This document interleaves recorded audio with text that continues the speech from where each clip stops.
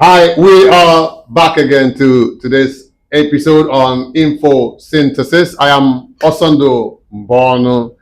I know that you have been waiting for this episode, and of course, we've got it. We'll be discussing about the meeting that President Donald Trump had with some African leaders. And with me on this episode is Mr. Nnamdi Elekwechi. You're welcome to this episode on Infosynthesis. It's my delight and pleasure to be here. Thank you for having me. Good day, our viewers. And so we would dive straight into it. Trump had a meeting with some African leaders, and we would be dissecting what actually went down in that meeting. Nnamdi Elekwechi. Yeah. Donald Trump had a meeting with selected African leaders. What do you make of this meeting? Yes, a lot of things are there to be harvested from that very outing. But one problem I've been having is the representation of these five leaders. The media said American African Summit. I don't know how those five countries represent Africa. I don't know, because I didn't see North Africa there, nor South Africa there.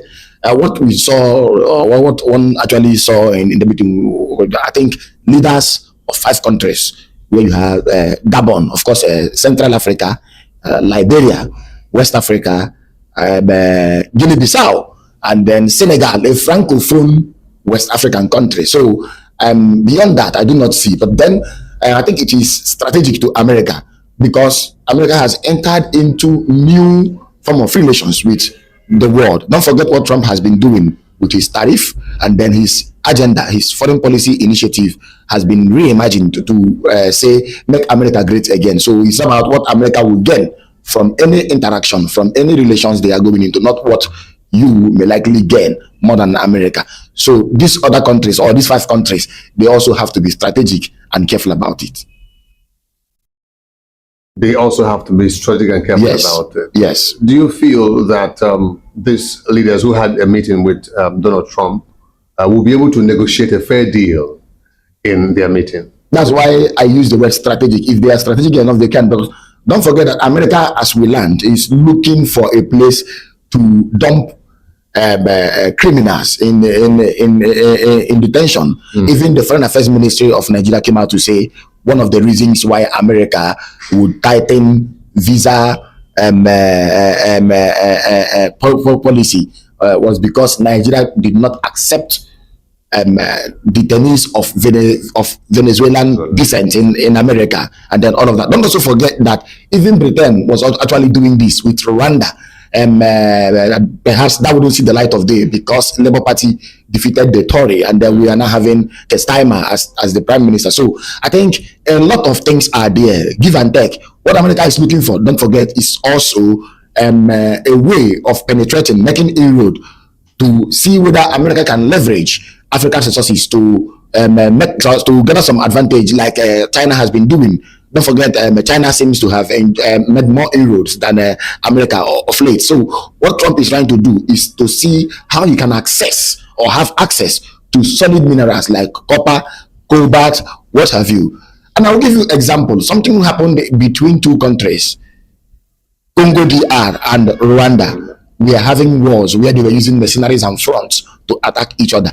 I think recently Trump tried to mediate, or even tried to broker peace between the two countries on the basis of what? Allowing America to have access to minerals. And that's why these five countries must be careful. And if you look at the language of Trump, he doesn't even suggest something friendly. I don't know if you understand. The fact that he's been talking to African leaders as, and people are pointing to racism and classism. See what happened between Trump and the South African president, Cyril Ramaphosa. See what also happened when the president of Liberia in that forum was speaking.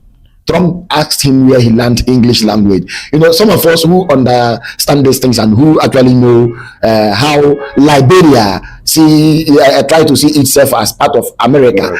We all know about the One Star, and then others. They try to see themselves as the next colony in America, that is on the continent of Africa. And even the capital of Liberia, Monrovia, is named after an American president, James Monroe. So we were asking, Does this simply mean a new dawn in America-Liberia relations, or does it simply mean that Trump is not, and I would say, totally aware of that history? In Trump's speech, he didn't mince word by saying that the meeting he was having with these countries was particularly because they were mineral-rich countries. Yes. He didn't mince word. Yes. Are you concerned that these leaders may end up giving away their collective patrimony again into the hands of the West? Yes, I'm very concerned, and that's why I used the word initially strategic, because everything about Africa, all these Afrocentric, in fact, when it's been about, now look at it, Africa has many fora it's been engaging the wider world with. We have FOCAC, Forum for Africa and China Cooperation, which was formerly known as China-Africa Summit. We have Russia-Africa Summit, which held, I think, in St. Petersburg or somewhere. We also have, if it's Saudi Arabia-Africa Summit, we have India-Africa Summit. You'll be asking, what does that continent get from all of this? And that's why someone like me has been saying Africa has to be careful, has to be cautious, has to look inward. You can't have this population. You can't have this population and this landmass, and then you are not able to project yourself. Look at the AU. Try to compare it maybe with the EU. You see, when you talk about EU, you are talking about a supranational body that has been able to bring European nations together to have sense of nationhood. Sure. But in AU, you still have countries torn or even divided. In fact, the continent is torn asunder by ideological cleavages and differences.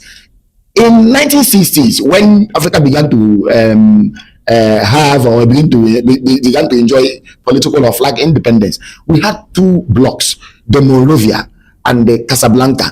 One was moderate, the other was radical in its approach towards integrating Africa.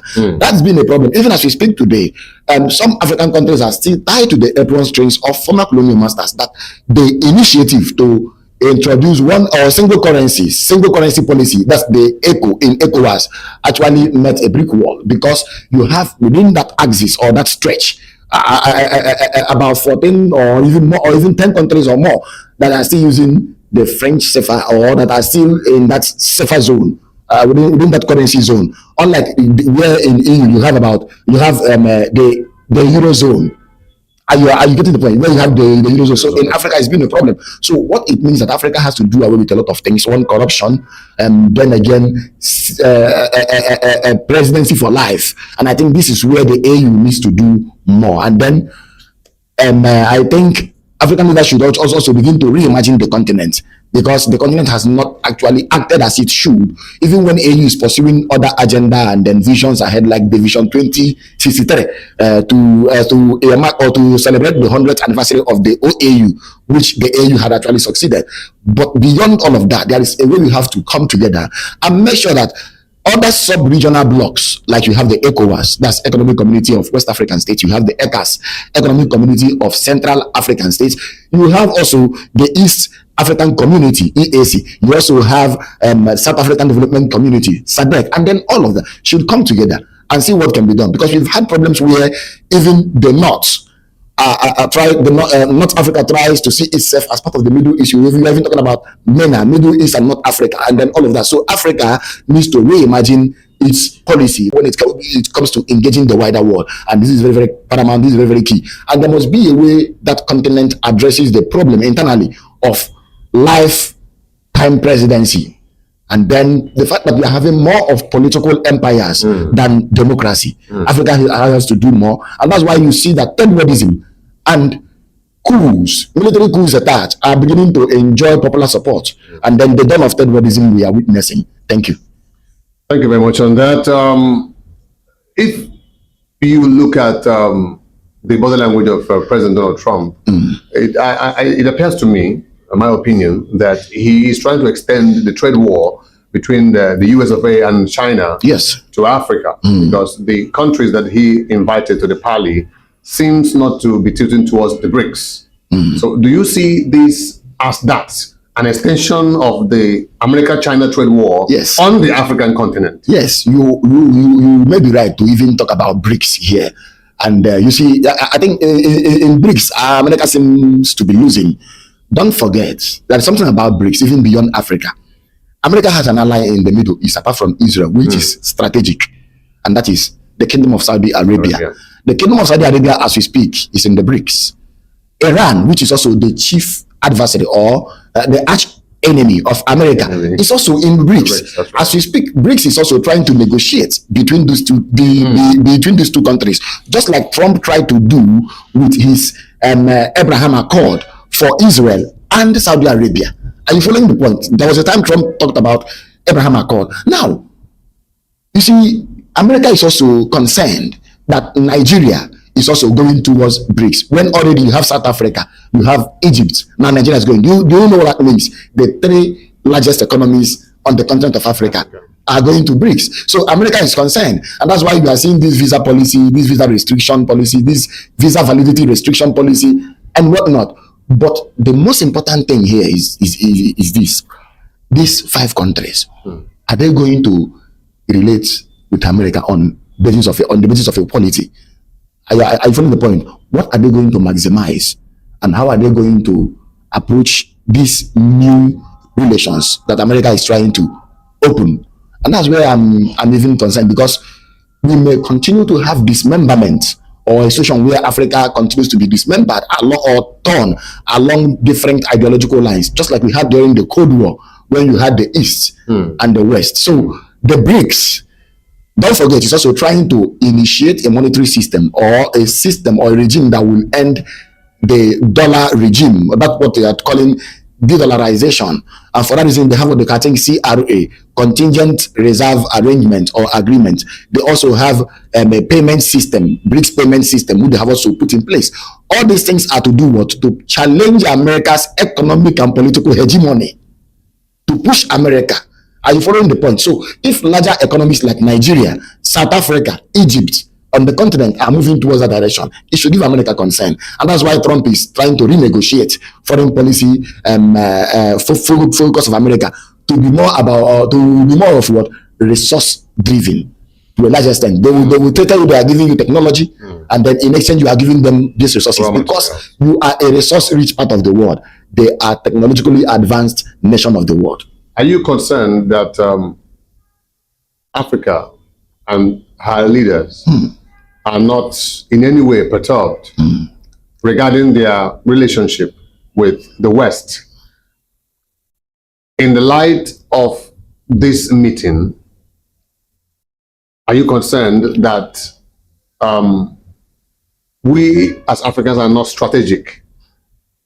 Are you concerned at all? Yes, I'm concerned. Because I feel that there should be a better awareness. Yes, I'm concerned, because if you look at what else has been happening on the continent, whether you talk about the Lobito Corridor, you know, the railway project that is ongoing, the railway project that is ongoing, and you look at other projects, you look at other things, you see, even in sometime in the past, it was reported that China was also confiscating certain assets, certain investments, or certain on the continent for debts. Yes, for failed debts. Not being able to pay debt or even service debt. China will foreclose or even confiscate. So the terms of these negotiations have not been made public yet.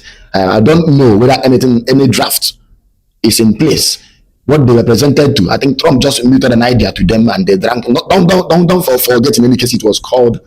Don't forget. In any case, it was called working lunch. Are you following the point? Working lunch. So they had lunch, and then at the same time they were talking.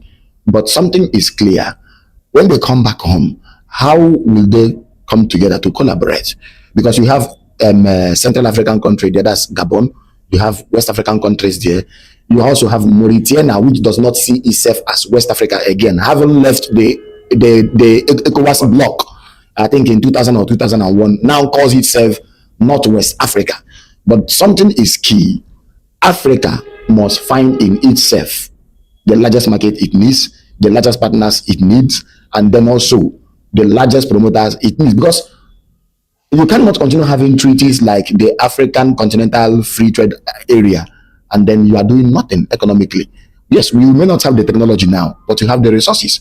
What are you doing with these resources? And that's why people are happy when countries like Mali, Niger, and Burkina Faso, right. the so-called, the now African Sahel states or ASS arrangements following the Litakoguma agreement. People are happy because to an extent that arrangement is trying to talk back to Europe or to the West to say the resources you've actually drained in Africa, what you've taken away, whether cobalt, whether lithium, whether zinc, anything, is much. We want to control our own. Then you see the influence of a country like Russia, military mercenaries, the Wagner Group, and then all of that. So Africa in all of these has not, for me personally, been able to crystallize or even been able to mainstream what her own policy should be.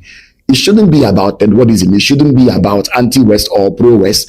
It should be African-centered, Afrocentric tendencies. So when you are uniting on the basis of a common bloc, yes, I know the thing about sovereignty. Every nation wants to retain its sovereignty as a Westphalian state following the Westphalian Treaty of 1648. But every country must also come as must also find its allies. And I think the moment we realize that this should actually begin within us, we need a lot of cleansing. The better for us. When we begin to have leaders directly elected by the people on the continent, not those who are there because of entitlement, nonagenarians, octogenarians, septuagenarians. Some are even having incontinence, and then all of that. I think the moment we begin to reimagine these things and then begin to engage strategically, begin to even build institutions like laws, when you are condemning, because I know the AU has a charter that condemns unconstitutional changes of government, UCG. At the same time, you should also have a charter that frowns upon life presidency. Nobody should force themselves on the people.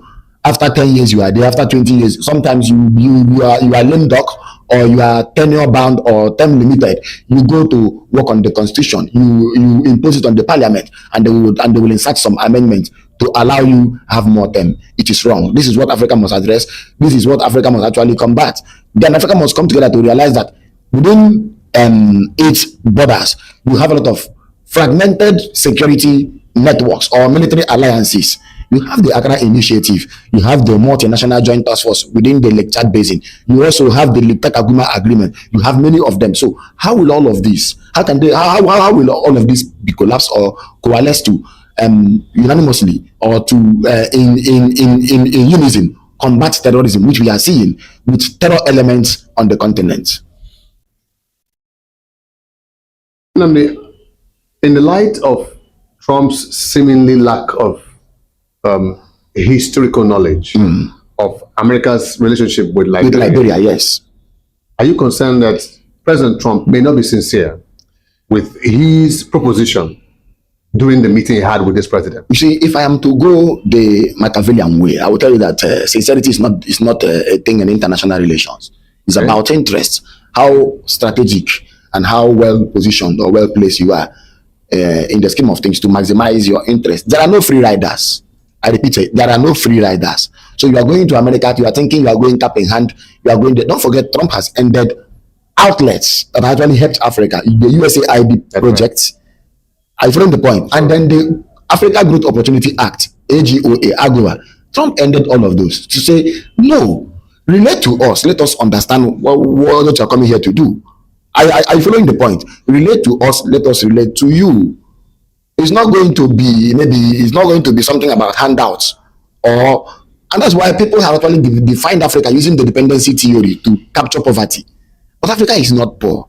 That you are resource rich is already, to me, and I will say, an advantage, or even a head start in the scheme of things. But how you exploit all of that is a different thing entirely, and that's why you keep seeing either America or United Kingdom.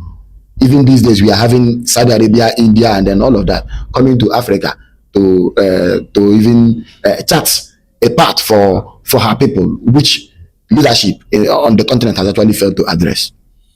So I'm very concerned about Trump, because if you look at the history, like you said, it was not even until the 1980s that the last American descent, or let me say what I may call Black American, in the person of, I think, William Tobert, was sacked by SKD, Samuel Kayondo, That's right. in Liberia.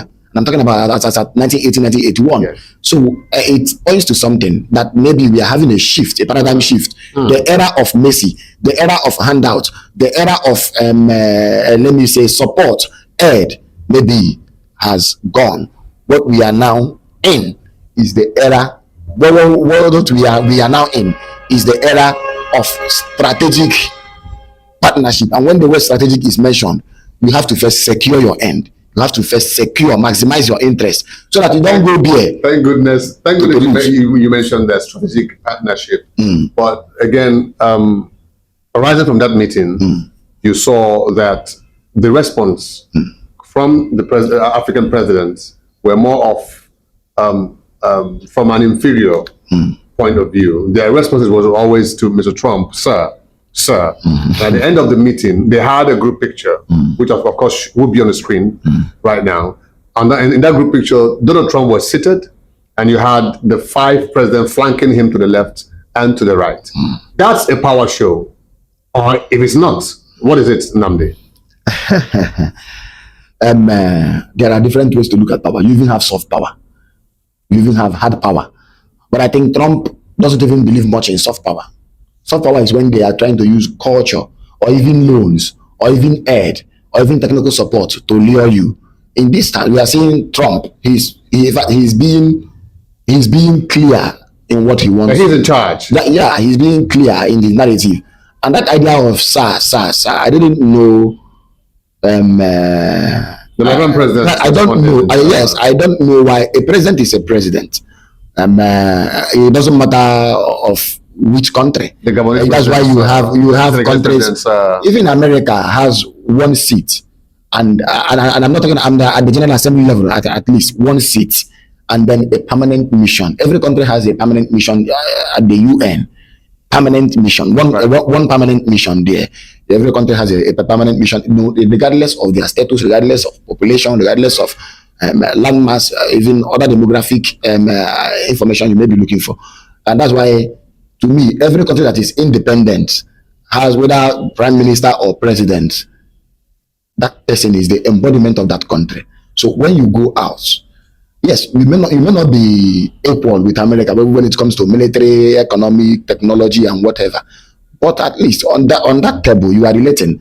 It shouldn't be anything. You have to carry yourself as that, because if the fathers of Africa had actually gone that way, if Nkrumah was like that, if Azikiwe was like that, if Modibo Keita was like that, if Kenneth Kaunda was like that, if Hastings Kamisu Banda was like that, if Awolowo was like that, if the Malian president Sekou Touré was like that, if all these leaders were like that, I don't think Africa would have gotten independence, because there are times you demand with force, there are times you also demand with less pressure, there are times you also demand with strategy, there are also times you actually let it go. So I do not think that body language, just like every other African, and I'm an African, I didn't like it when I saw it. Now, moving ahead, the way forward, we have been able to establish here that there has been a lot of bottlenecks in helping the different regional blocks on the African continent to be able to coalesce and chart an economic front. And I am aware that you know that one of the bottlenecks is the travel, restrictions. Oftentimes, So, do you think it's actually very appropriate? And if it's not, you should give us an answer, to that. For Africans to always go or travel into another African country with a visa, when a European will fly into any African country without visas. Not in all cases. An African businessman, oftentimes, who is moving from here to Pretoria, moving from here to Harare, would need separate visas to move into those countries. But somebody from, let's say, Belgium could fly into one of these countries, visa on arrival. Yes, I think, there is need to renegotiate all of that. It's very, very key, especially in a time like this. Just look at Europe, following the Maastricht Declaration. Maastricht Declaration, you are now having what is known as a Schengen visa. Schengen. Yeah, a lot of people many countries are having that borderless world, borderless economy they've been able to build. They have the same they have the same railway system. That's right. They have the same transportation system. They have the same labor laws. They have the same system of parliament, and then all of that. That someone can go from Luxembourg to Netherlands to work. That someone can actually go from Germany to maybe elsewhere to work while returning their citizenship. As we are seen as citizens of Europe. I think Africa has to also learn this. But then the problem we've had, don't forget, like I said before, has been ideological. Has been the fact that there are the rich and the poor. But in Europe, you have the not so rich and the rich. Are you following the point? The not so rich and the rich. So it was one of the things that helped them to integrate faster. But Africa can now actually start. I think what you need is to chart a path. One, there has to be a program, something on the table we have to actually work with. If we are going to have single currency policy, what will it look like, and how will it accommodate the economic or the fiscal policies of other countries without creating losses or even deficit, if you like. So these are things we are going to look at. Then we'll talk about comparative advantage. What can other countries of Africa produce, other countries of Africa need? Nigeria is doing a lot in terms of what it calls, I think, the West Africa gas line project, through which it supplies to Ghana, Togo, Benin Republic, and then others. Then on the other front, you have something taking you to even as far as Niger. You have a railway project or railway line taking you to Niger. I think these are the things we must also emphasize. Not the ones foreigners or externals are building for us, like the Lobito corridor. Are you following the point? So AU must chart the path, and in doing this, the other sub-regional blocks like ECOWAS, like ECAS, like SADC, and then all of them must also leverage. Then the program of groups like CENSAD. You know, CENSAD is about Sahelian, Sahel and Sahel, and CENSAD is about the relations and then economic interactions and cooperation among the Sahel states, and then the Sahel states and the Sub-Sahara Africa. So what will the program of CENSAD look like to incorporate all of this? I think it requires a lot. It may take time, but Africa needs to begin now to think Africa, because where the future is going towards, if it continues this way, we may be losing this continent. Thank you very much, Mr. Nnamdi Elepochi. It requires a lot, and Africa needs to begin to rethink on their approaches to becoming economically viable. And there's our way of ending this episode today on Infosynthesis. I want to meet you at the comment section. Make sure you follow our pages on our social media handles. Until the next episode, I am Osondo Samuel Mbono.